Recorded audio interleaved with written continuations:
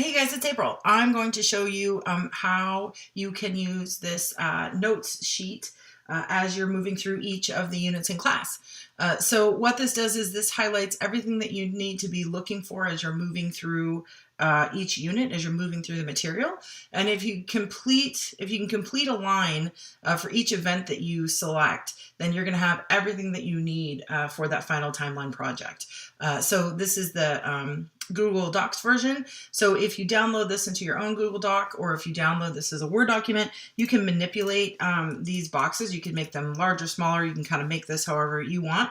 Or if you download as a PDF, this is kind of exactly what you're going to get. And you just kind of have to squeeze it in to the boxes. So whatever method or whatever I guess medium you choose to work in is totally fine, totally up to you. So make sure that you always record what unit you're working in and record the time frame of your religion. This is going to be an important thing for you when you're kind of making that big overall piece of your timeline. So definitely make sure that you record that. So this is how I envision you using it. So I've numbered 1 through 10 because you need 10 events, at least 10 events on your timeline for each religion. So if you wanted to add more down here, you could. Totally up to you, but you need 10.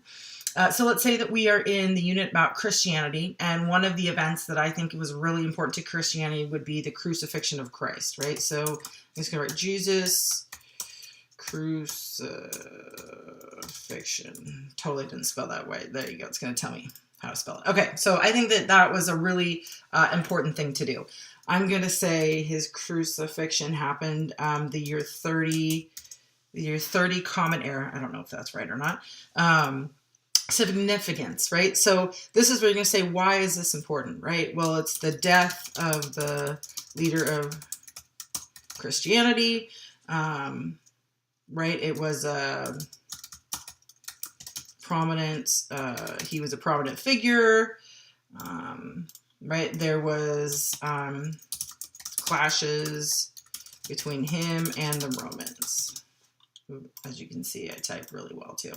Okay, so the historical cause then is what led to this, right? So here I can talk about how Jesus questioned the Romans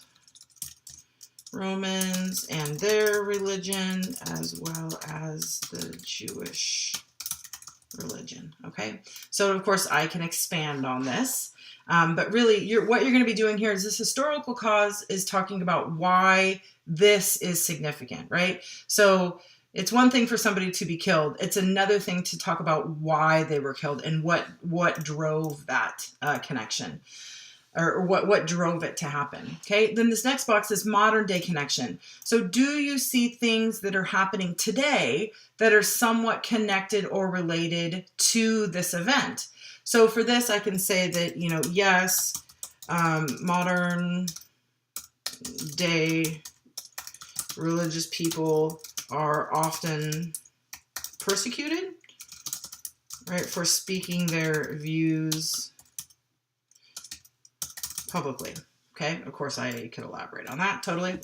Okay, so then, so after you kind of thought about this, right, if you can find a modern day connection, if you have identified the historical cause, if you talked about the significance, if you have the date recorded and you have the event, then start thinking about, okay, what images could I include on my timeline that that are appropriate for this event. Okay, so then I'm just going to go to Google and I'm just going to write Jesus, oh, there it is, crucifixion.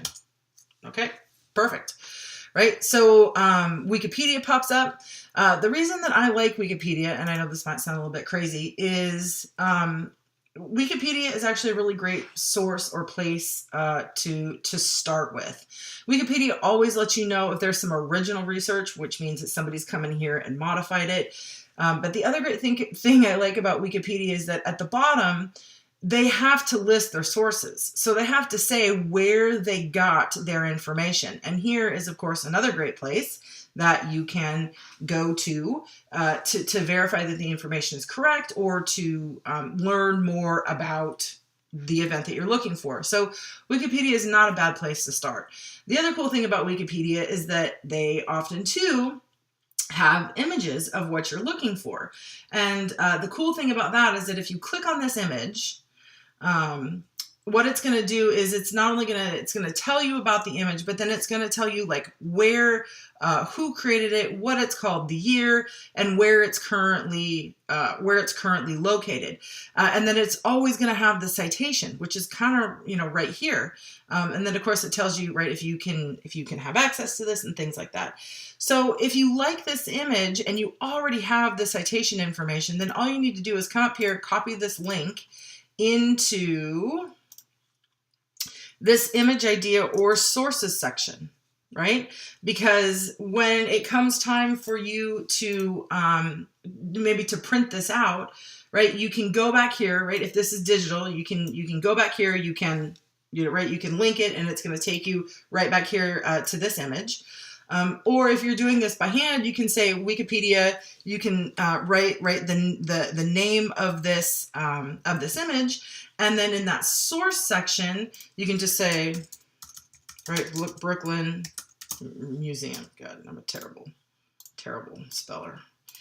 Okay, so if you can do all of this for one event, then you have got every element that you are looking for when it comes to this timeline thing. Right now, really, this took like what, a couple minutes to do.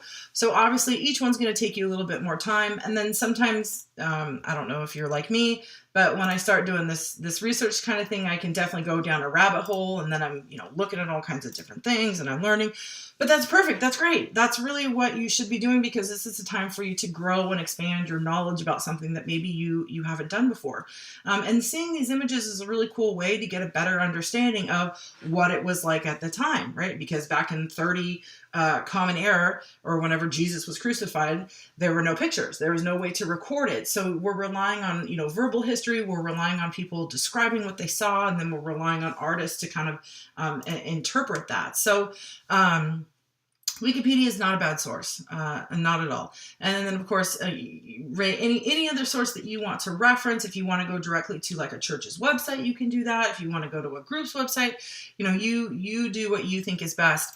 Just make sure you record where that information is coming from. And then even if you don't type in the, right, even if, let's say you put the link over here and your image ideas, just say, right, you want to find a color image of the crucifixion. Okay, that would work as well. Okay, so again, I think this can be really useful. I hope that you use it. If you think that it's missing something, please let me know and I will add it.